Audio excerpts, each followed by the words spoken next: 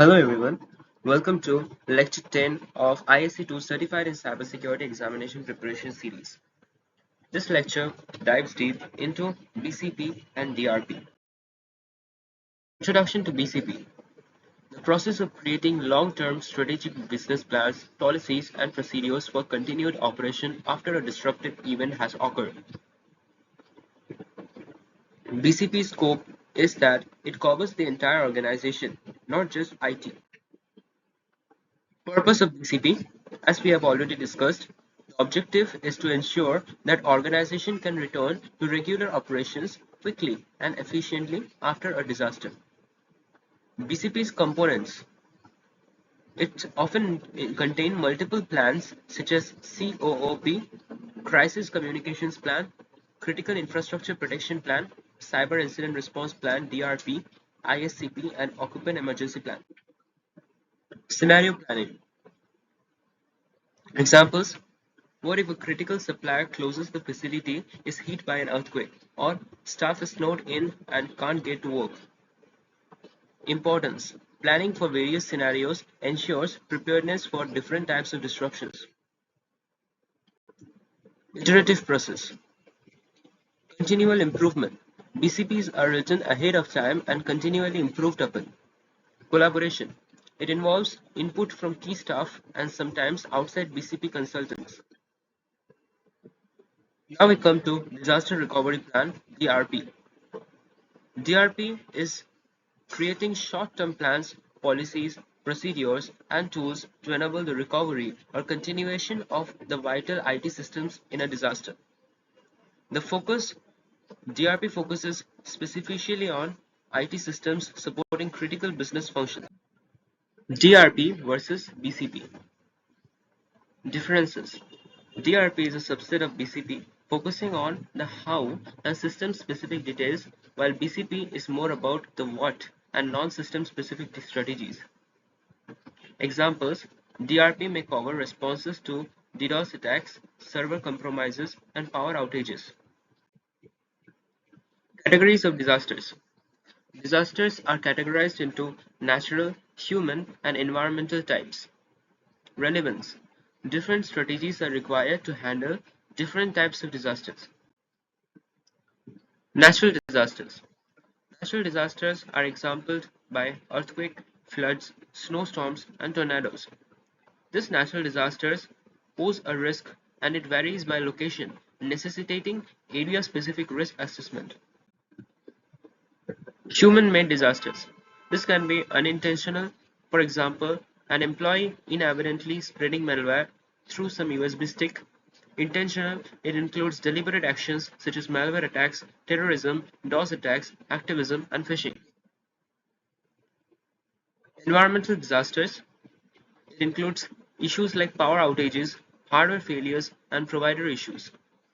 Clarification: it is different from natural disasters as they relate to operational environments. Errors and omissions. Human-made. The common causes often caused by internal employees through mistakes or not following security protocols. For example, mistypes, leaving doors unlocked, or mishandling backup tapes. Electrical or power problems. Assessment. Consider the frequency of power outages in the area. Backup systems. Importance of having a battery and generator backups to sustain operations. Environmental controls, for example, temperature, pressure, and humidity. Temperature: data centers should be kept at 68 to 77 degree Fahrenheit with an allowable range of 59 to 90 degree Fahrenheit. Pressure: positive pressure help keeps contaminant out. Humidity: it should be kept between 40 to 60% RH to avoid static electricity and metal corrosion. Warfare, terrorism, and sabotage. These are human-made disasters. Conventional conflicts and cyber warfare. These are the potential threats.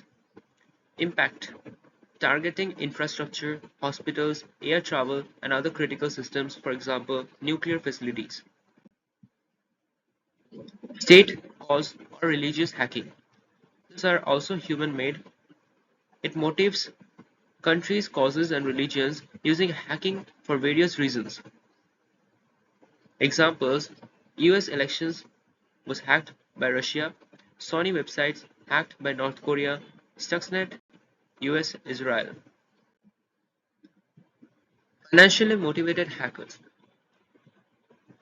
For example, phishing, social engineering, stealing cardholder data, identity theft, ransomware. Objectives. Attackers are mainly after financial gains, personnel shortages, human, natural, environmental, redundancy, ensuring redundancy for critical staff positions, causes, natural events, pandemics, strikes, and travel restrictions,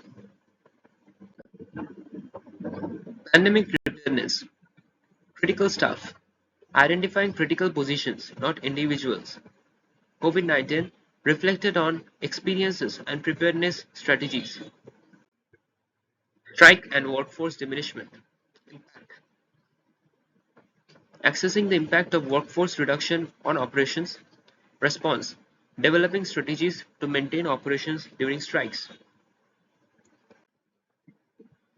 travel considerations, safety measures, ensuring that employee and data are safe during a travel by an employee, precautions, using encryption, device monitoring, and VPNs, that is, virtual private networks. With this, we come to the end of Domain 2 of ISC2 Certified in Cybersecurity Examination Preparation Series. Next lecture will start with Domain 3. Thank you and have a nice day.